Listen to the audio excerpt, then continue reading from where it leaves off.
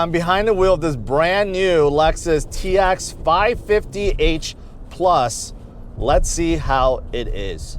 First of all, to give you a little background story, the TX is a brand new model for Lexus. However, this is basically the more luxurious version of the Toyota Grand Highlander, which was introduced not too long ago. Now, the Grand Highlander is meant to replace the Highlander because other manufacturers started making their three-row SUVs significantly bigger, and the Highlander started to trail in size and utility and just not as practical as the others in this space. So Toyota decided to do something about it and create a Grand Highlander. And this is based on that. So this replaces the Lexus RX 350L. This is significantly bigger. This is 10 inches longer, significantly wider and taller. And this is just a big SUV. If you walk up to it, there's no doubt this is a large three-row family SUV. So if you look on the outside, the spindle grille is no more. Well, it's a modified spindle grille. They look more like slits. It's a weird look. It's kind of like when Lexus introduced spindle grille. It took a long time for people to get used to it. I think this may take a while too. I mean, it doesn't look bad. The TX does have that boxy, butch look, kind of like the Grand Highlander. It does look masculine. It's not really round, but the new grille does look unique. Okay, let's just put it that way. But the overall dimensions, like I said, is big. This is a big SUV. This is the top trim level, so it has big 22-inch wheels. They look good. It does look good. All the silhouette of this car, the overall profile does look pretty good in my opinion. So in terms of looks, I know it's subjective. For me, I like it. I like it a lot. I just think the front grille will take getting used to. That's all. Once you move in the inside though, that's where you'll notice there's not such a big difference between the Grand Highlander and the TX. I mean, the outside, I think there's a significant amount of difference, but the inside, overall, the cabin looks pretty much the same. So for some, that may be a disappointment because, of course, this is a Lexus. You figure it's more luxurious. And yes, this TX does have more luxurious seats. This one in particular, it's white. I love them. I love the white color. I'm a big sucker for contrast, so the white and the black looks really good. And the seats in general, they're not just leather too. There's a different combination. There's like kind of like suede on that side, and then you got perforated leather in the middle. They do look absolutely gorgeous, and you're not gonna find that on a Grand Highlander. So there's a difference there. The dash and the center console pretty much is identical. The screen is a little bit bigger. And this one in particular, because it's a top trim model, you got a 14-inch screen versus a 12-inch screen, but it basically functions the same way. It looks the same. Everything kind of looks the same, except there's the Lexus badge, right? So in terms of the inside, there's not that much difference between this and a Grand Highlander. However, there are a lot of features though. To be fair, even though there aren't a lot of changes, there are a lot of features that you get inside this Grand Highlander that my counterparts, Josh and Steve, will go over. Now, of course, because this is a Lexus, it's filled absolutely to the brim with features and add-ons. When you get into it right away, you get a nice soft leather steering wheel that is also heated. And then you're sitting in these very nice leather and suede seats that have 3 program seat memory for the driver. Also, they're heated and ventilated for both the driver and passenger. And then when you get to the middle row, they come quite far forward and quite far backwards, so you can easily fit in an adult even, or children, or even children's seats, which we'll discuss more later.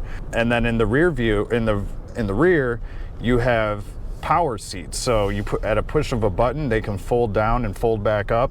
You don't even have to hold it. You just hold it for about 2 seconds and they automatically go the remainder of the way. And they lay it pretty much flat. So once you lay it all down, you get quite a bit of cargo space. For family trips or things like that, if you don't need the third row, you basically get a good 5 feet back there. And with all the seats up, you do have quite a bit of storage space still. For power amenities, you do get 3 Type-C charging ports in the front, and then each passenger in the rear, even the third row, also has Type-C charging. But right here behind the center console, you do have a 12-volt outlet that is 3-pronged, as well as one all the way back in the rear. Now, when it comes to the entertainment system, you do get wireless Android Auto and wireless CarPlay, which you can also do wired, so that's up to you. But it does work very well. It's very responsive. Within the vehicle settings, you also have Wi-Fi and hotspot. You can change your drive modes between normal, sport, and eco mode, as well as there's a custom mode. You can also enable and disable safety features such as blind spot monitoring. It can helps keep you in your lane. Adaptive cruise control, of course. You can change your heads-up display settings. It has a very nice heads-up display. It'll tell you your speed limit, what the speed limit is on the road you're on, if you're coming up to a stop sign, if there's somebody coming into your blind spot. It'll show you basically everything you need to know. Now, while this 14-inch display is beautiful and extremely responsive, there are some big downfalls to it. One of the biggest downfalls, in my opinion, to it is this climate area is completely stuck there. You can't hide it, so you basically lose a third of your screen no matter what. So that's really a big downfall. And also, getting around part of the menus can be kind of clunky at times. It's very responsive, but some things are put in weird places, I guess is the best way to say it. But there are some cool things as well. Like there's a button that you can press to show you the full 360 view of what's around your car, how close you are to things. If there's something underneath it, it can show you all of that. So that's quite neat. Also, some things that are pretty strange when it comes to some of the safety features that are included are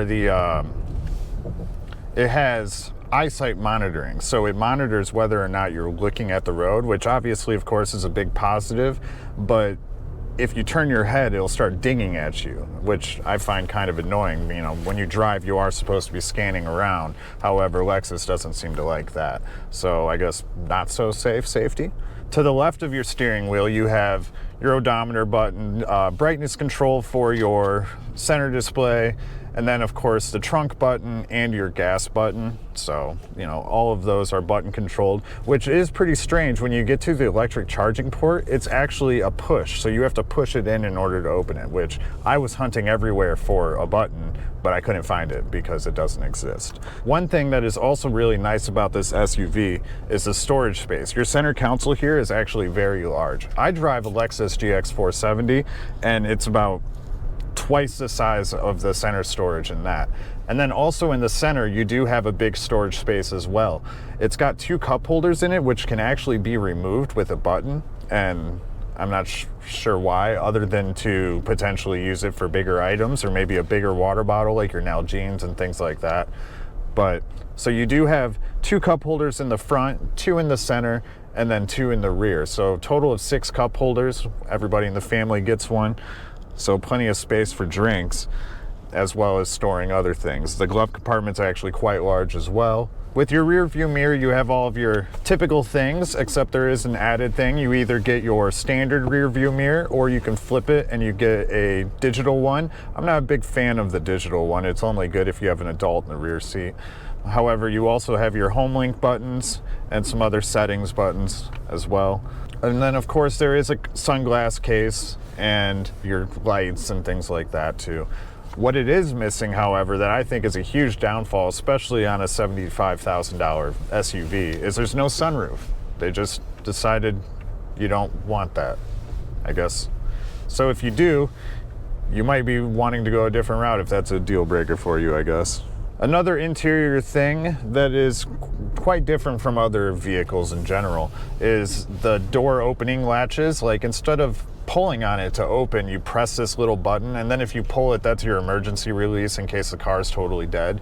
But I'm really not a big fan of them. They feel really cheap. If you get a little kid in there, they might push on them too hard and break them or something like that, which sounds like an absolute nightmare. So I guess be careful with that. One big benefit to the entertainment center of this Lexus is the climate controls. While they do take up a third of your screen, you do get totally separate climate controls for your driver, your passenger, and your rear. So if the wife's hot, you can warm her up, cool yourself down, and keep the kids comfortable. So it's actually, that part's really nice, and it works really well. It heats up fast, it cools down quick. So Steve, what do you think about how this brand new Lexus looks?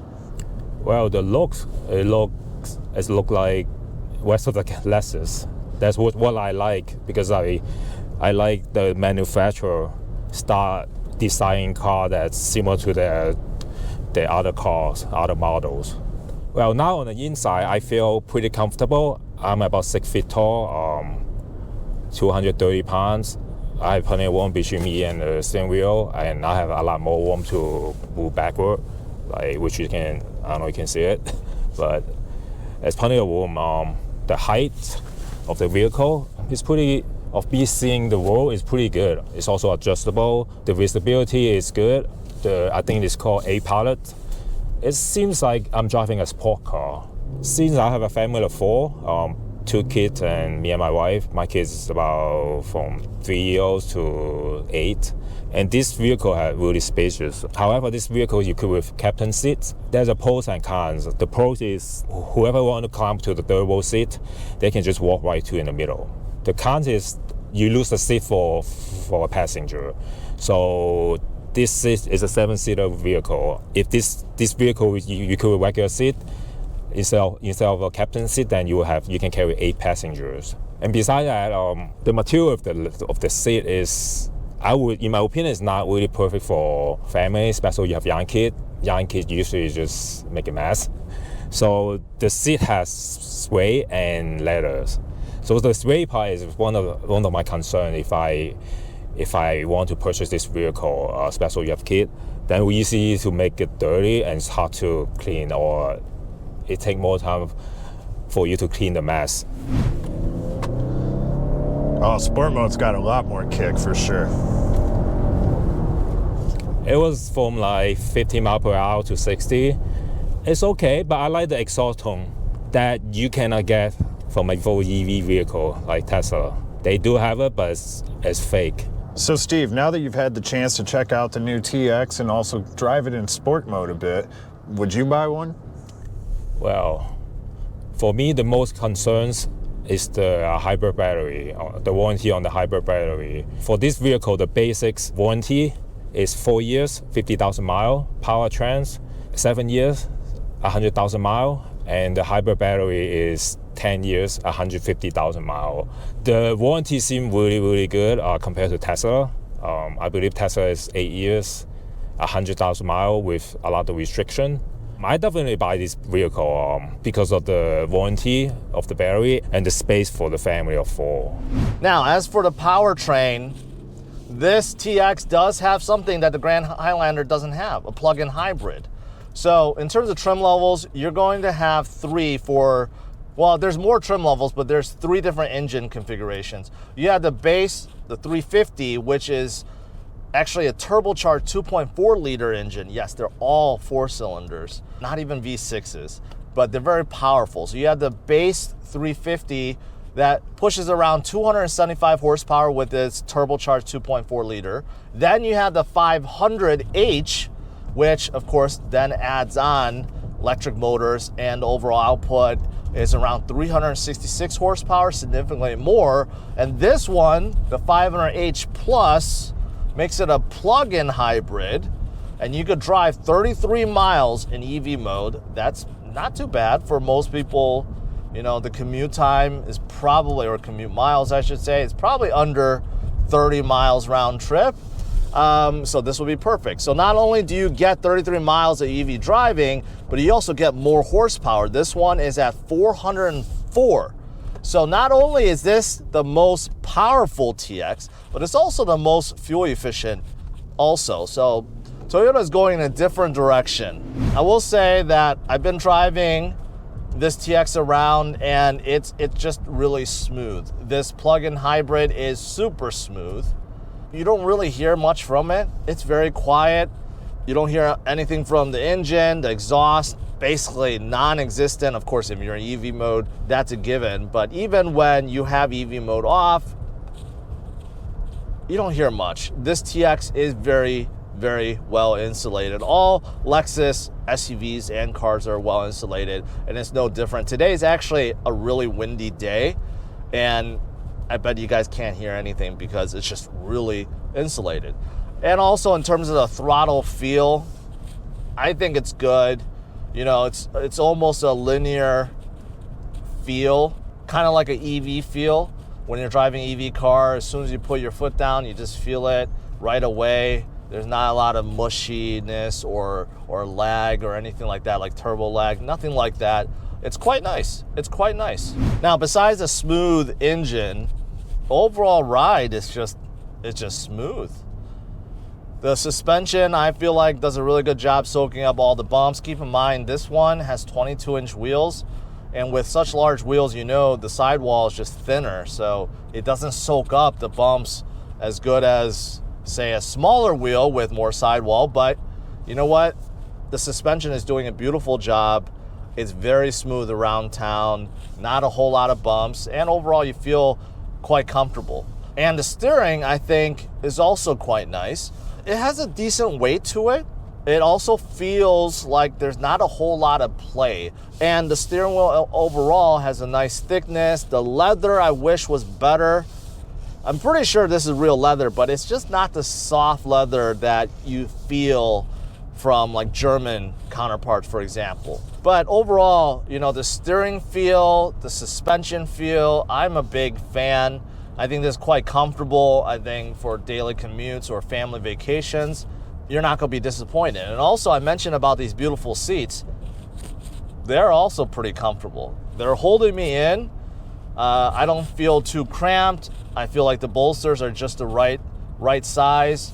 They're not really squeezing my back. And then the bottom cushion bolsters are also quite nice too. So, I mean, this adds to the ride. And plus I mentioned about how quiet it is inside here and the good throttle feel. You know, you put all of it together, this package is quite nice, and it's no surprise. The visibility in here is quite nice too.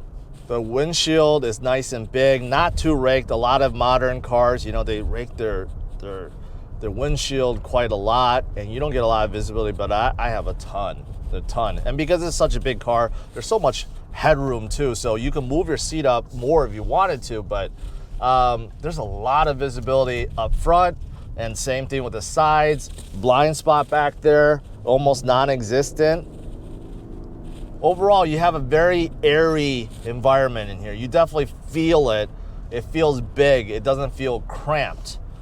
Although Lexus tried something with this, even though it's so airy in here, they did put the door panels quite high. The door panels are high, so it actually kind of mimics that like coziness.